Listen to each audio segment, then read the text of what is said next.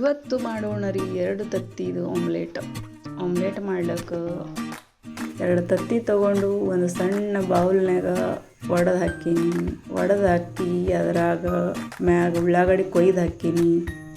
ಉಳ್ಳಾಗಡ್ಡಿ ಕೊಯ್ದ ಮ್ಯಾಗ ಸಣ್ಣಗೆ 2 ಉಳ್ಳಾಗಡ್ಡಿ ಹುಳ್ಕೊಂಡು ಹಾಕೀನಿ. 2 ತತ್ತಿಗೆ 2 ಉಳ್ಳಾಗಡ್ಡಿ ದೊಡ್ಡದಾಗ್ತದೆ.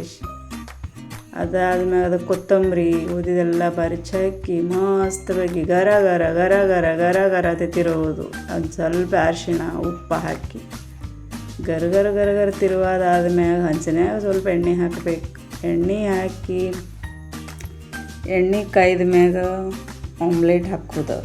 ಆಮ್ಲೆಟ್ ಹಾಕಿ ಅದ್ರದ್ದು ಎಣ್ಣೆ ಚುರು ಚುರು ಚುರು ಚುರು ಆವಾಜ್ ಬಂದ ಮ್ಯಾಗ ಅದಕ್ಕೆ ಹೊಳ್ಸೋಗೋದು ಬಿಡೋದು.